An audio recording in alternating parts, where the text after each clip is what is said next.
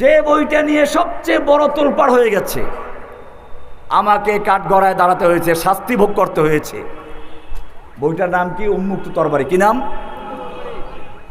এই উন্মুক্ত তরবারির শুরুতে যেমন আছে কিছু গুরুত্বপূর্ণ বিষয়, শেষে গিয়ে এই উসুলে তাকফির সব আছে। সেখানে দলিল সব আলোচনা করা হয়েছে। কয়জনে পড়েছেন? সুতরাং এই যে কাফের কাফের একে পাইকারি তাকফির আপনাকে ঠিকাদারি দিল কে? তুমি কয়টা কিতাব পড়েছো? যারা দাওয়াতি কাজ করো, আমাদের ভালোবাসো, আমি স্পষ্ট বলতে চাই, তোমাদের কারণে ইসলামের দাওয়াত ক্ষতিগ্রস্ত হচ্ছে। তুমি নিজেও গোমরা হচ্ছ, অন্যদেরকেও ক্ষতিগ্রস্ত করছো, তাফরি করছো উম্মার ভিতরে। এই জন্য মনে রাখতে হবে, আমি আমার সাধারণ শিক্ষিত ভাইদেরকে বলবো, তোমরা দাওয়াত দাও। কিসের দাওয়াত দাও? তাওহীদের দাওয়াত দাও। কিসের দাওয়াত? তাওহীদ কি জিনিস? মনে করুন আপনি একটা কোম্পানির মালিক, 1 লক্ষ কর্মচারী আপনার আছে। কর্মচারীরা আপনাকে চিনে না, জানে না। আপনি কারখানায় গিয়ে বলতে লাগলেন এইটা করো, ওইটা করো, এটা করো না, কেউ আপনার হুকুম মানবে? কেন মানবে না? আপনাকে চিনে না। এর মধ্যে ব্যাংকের ম্যানেজার এসে, আপনার সেই অফিসের ম্যানেজার এসে বলল কি, এই সম্মানিত কর্মচারী বৃন্দ শুনুন, এই যে মহান ব্যক্তিকে দেখতে পাচ্ছেন, তিনি আমাদের এই কোম্পানির মালিক। এই কোম্পানির এখন কি হবে? এখন ওই কর্মচারীরা যারা এতক্ষণ তার কথা কেউ শুনে নাই, সবাই তাকে স্যালুট দিবে। সবাই কি দিবে? তার কথা মানবে। সে যা বলবে ওইটা আইন, ঠিক কি না? এখন তার কিছু প্রশংসা হবে, তিনি এই গুণের অধিকারী, ওই গুণের অধিকারী। এরা বুঝতে পারছেন? প্রথম যে বিষয়টা, এই কারখানার মালিক হচ্ছেন কে? সৃষ্টিকর্তাকে, রক্ষাকর্তাকে, পালনকর্তাকে, আইন বিধান দেওয়ার মালিককে। এইটার নাম হচ্ছে তাওহীদে রুবুবিয়্যাত। এটার নাম কি? রব। এটার নাম কি? এটার নাম কি? রব। এটা রবের কাজ। কার কাজ? রবের কাজ কি?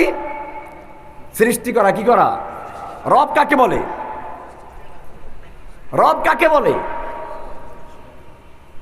কোন দলিল আছে? রাত্র অনেক হয়ে গেছে, কেমনি বুঝাবো? ইলমি বিষয় বুঝতে ক্লাস করতে সময় লাগবে। মুসা আলাইহিস সালাম যখন ফেরাউনকে দাওয়াত দিতে গেলেন, ফেরাউন জিজ্ঞেস করলো, ওই মুসা, তোমার রবটা কে? আবার রবটা আমি, আনা রব্বুকুমুল আলা, আমি বড় রব, তোর রবটা কে? আবার তোর পালছি আমি। মুসা আলাইহিস সালাম যে কথা দিয়ে রবের পরিচয় দিয়েছিলেন, আল্লাহ কোরআনে কোট করে দিয়েছেন, ক্বালা রাব্বুনাল্লাযী আ'তা কুল্লা শাইইন খালকাহু সুম্মা হাদা। ও ফেরাউন, আমি যেই রবের পক্ষে তোকে দাওয়াত দিচ্ছি, সেই রব তোর মতো কোনো দুর্বল কিছু না। এক সময় ছিলি না, বাচ্চা অবস্থায় ওয়া করেছিস, পেশাব পায়খানা করলে দুর্বল হয়ে যাও, আবার মরে যাবি।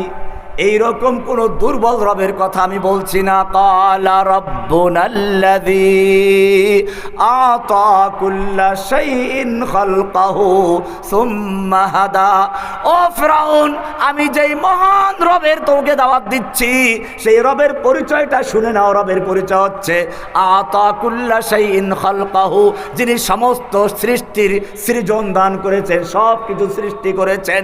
সুম্মা হাদা, এরপরে যখন যা প্রয়োজন, জীবিকার জন্য যা কিছু প্রয়োজন, সব কিছু যিনি শিক্ষা দিয়েছেন, সব কিছু বিনা দরখাস্তে, বিনা আবেদনে পূরণ করেন, তিনি হচ্ছেন রব। রবের পরিচয় পেয়ে গেছেন? আরেকটু দিব। ও ফিরআউন, তুমি যখন তোমার মায়ের পেটে ছিলে, তোমার মায়ের পেটে রূহ চলে আসলো, দেহ গঠন হয়ে গেল, খাবারের প্রয়োজন। মায়ের পেটে খাবারের কোনো বন্দোবস্ত নেই, তুমি কান্না করেও দাবি জানাতে পারবে না। সেই মুহূর্তে তোমার মায়ের মাসিক ঋতুস্রাব বন্ধ করে দিয়ে তোমার নাভির সঙ্গে সংযোগ দিয়ে খাবারের বন্দোবস্ত করেছেন। এজন্য কোনো দরখাস্ত করতে হয় নাই, কোনো আবেদন করতে হয় নাই। ক্বালা রাব্বুনাল্লাযী আ'তা কুল্লা শাইইন খালকাহু সুম্মা হাদা। বলবেন ডিমের ভিতরে তো বাচ্চা হয়, ওর খাবার কোত্থেকে আসে? আপনারা জানেন ডিমের দুইটা অংশ থাকে, হলুদ অংশ দিয়ে বাচ্চা হয়। বাচ্চা যখন ওখানে রুহু চলে আসে, খাবারের প্রয়োজন, আল্লাহ তাআলা বলেন সাদা অংশ খাও, খাদ্য তৈরি করে দিয়েছেন। এই জন্য কোনো দরখাস্ত করতে হয়েছে? এটা রবের কাজ। এখন যখন বুঝলেন রব আমাকে সৃষ্টি করেছেন, আমার মালিক, এখন তাকে সেলুট দিতে হবে না? কি করতে হবে? ইবাদত করতে হবে কার? এইটার নাম তাওহীদে উলুহিয়্যাত। এটার নাম কি? তাওহীদে উলুহিয়্যা।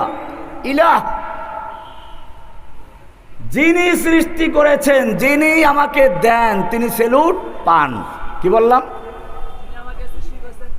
যে দেয় সে পায়। কি বললাম? দেয় যে সে রব, পায় যে সে আল্লাহ। কি বললাম? দেয় যে সে কি? রব যখন দেয় তখন পায় কি পায়? সেলুট পায়, ইবাদত পায়। এই পায় যে তার নাম রব, তার নাম আল্লাহ, তার নাম কি? এটার নাম তাওহীদে উলুহিয়্যাত। এটার নাম কি? এটাই লা ইলাহা। বুঝতে পারছেন? লা ইলাহার দুইটা অংশ। কয়টা অংশ? লা ইলাহা, কোনো ইলাহ নেই ইল্লাল্লাহ, আল্লাহ ছাড়া।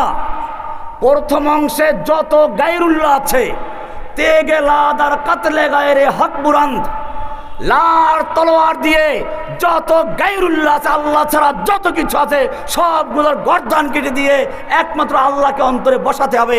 এর নাম লা ইলাহা। একটা পুরাতন বিল্ডিং এ রং করতে গেলে মানুষ কি করে? আগে পুরাতন রংগুলো ঘষে মেজে ধুয়ে মুছে পরিষ্কার করে তারপরে নতুন রং করে, ঠিক কিনা? ঠিক লা ইলাহা মানে হচ্ছে অন্তরে যত রকম খাজা বাবা, গাজা বাবা, ল্যাংটা বাবা, পীর বাবা, দরগাওয়ালা, ঘোষক বাবা, জনক বাবা, আতা বক্স, গঞ্জে বক্স যত আছে, গেসু দরাজ, জুলফে দরাজ, গাউসুল আজম, তত সব কি করতে হবে? সব গায়রুল্লাহ। সব কি? সব গায়রুল্লাহ উৎখাত করে একজনকে বসাতে হবে। তিনি কে? এই আল্লাহর কিছু বৈশিষ্ট্য আছে। কি আছে? এটাকে বলে তাওহীদে আসমা ও সিফাত। কয়টা হলো?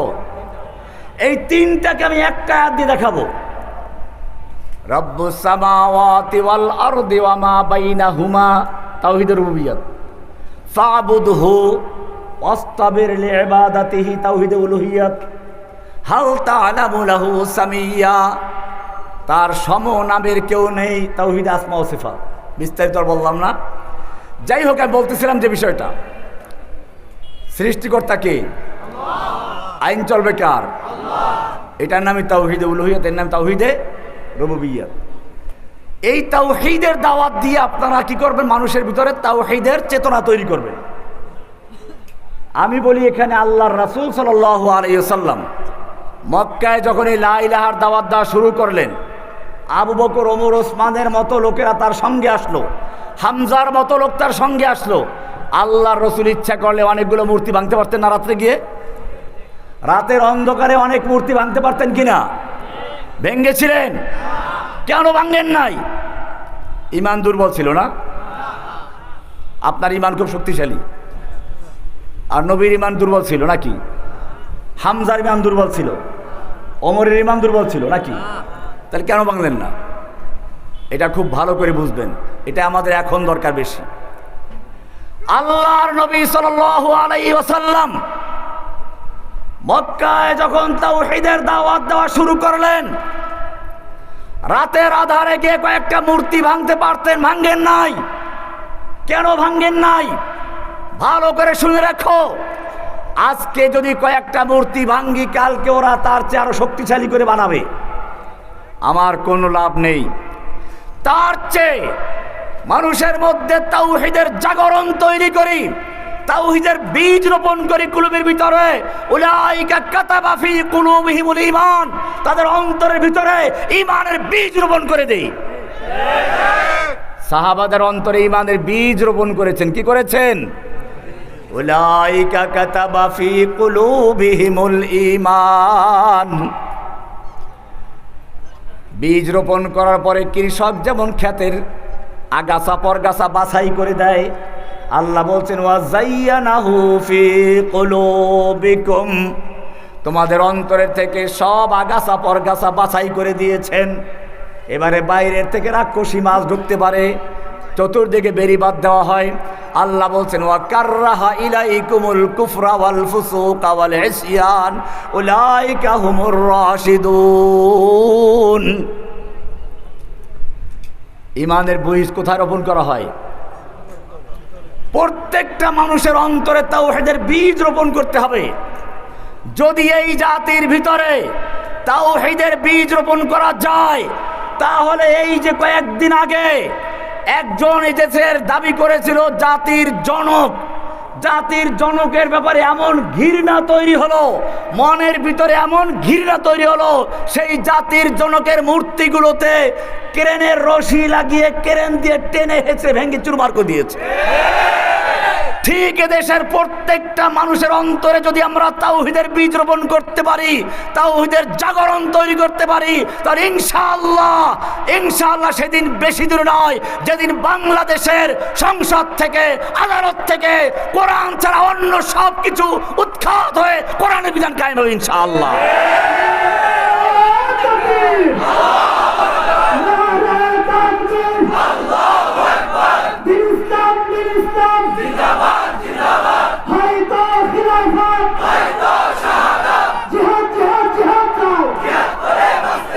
এত রাত্রে স্লোগান দরকার নেই, ঠান্ডা সব ঠান্ডা হয়ে গেছে, আমিও ঠান্ডা হয়ে গেছি। এমনি ডায়াবেটিস কি আর আমি কথা বলে দেই, আমাকে অনেকে দাওয়াত দিতে চান, দাওয়াত নেই না কেন জানেন? এই যে আধা ঘন্টা বসে আছি, পেশাবের চাপে আর বসতে পারছেন। আমি ডায়াবেটিসের রুগী, জেলখানায় তো বুঝতেই পারছেন, আটকাই রাখছে আমাকে এক জায়গায়। এরপরে অপারেশন হয়েছে, আরও একটা হবে। না আপনারা যদি আমাকে দাওয়াত দিয়ে নিয়ে কষ্ট দেন, তাহলে কয়েকদিন আমি বলবো দাওয়াত দরকার নেই আর। আমাকে যদি কেউ দাওয়াত দেন, টাইম বলবে যে এই টাইমে আপনি যাবেন স্টেজে, ঠিক ওই টাইমে যাবে। আমি এই জন্য বাসে উঠতে পারি না, পেশাবের চাপ পরে বাসে থামাই আমার জন্য। কিছু বিষয় বুঝতে হবে, একটা মাজুর রোগী আর কষ্ট দিলে তো কাজ হবে না। এতক্ষণ আমার বসতে খুব কথা বলতে গিয়ে পেশাবটা শুকিয়ে গেছে আসলে, বাস্তব যেটা। তো যাই হোক, আমি আর আলোচনা করছি না, আজকে শুধু কয়েকটা কথা বললাম। আপনারা দাওয়াতের কাজ করেন, কোরআনে আয়াত নে কুল হাদি সাবিলি আদউ, দাওয়াত দেব কার দিকে? ইলাল্লাহি আলা বাসীরা, জেনে বুঝে। কি করে? না বুঝে, জেনে বুঝে ইলম অর্জন করেন।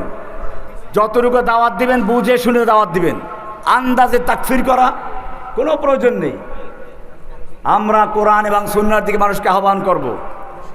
আমাদের সমালোচনা যেই করুক আমরা তার জবাব দেব না। কি করব না? সমালোচনার জবাব দেব না। জবাব দেওয়ার অনেক সময় লাগে, জবাব দেবো কেন? কাজ করে দেন, কাজের নাম ইসমে আজম। কাজের নাম কি? কাজ করে যাবেন, দেখবেন ইনশাআল্লাহ আপনি এগিয়ে যাবেন। আপনার সমালোচকরা আপনার সাথে পারবে না। ওয়ালাকাদ আমুরু আলাল লাইমি ইয়াসুবুনি ফামাদাইতু সাম্মা ওয়া কুলতু লা ইয়ানিনি।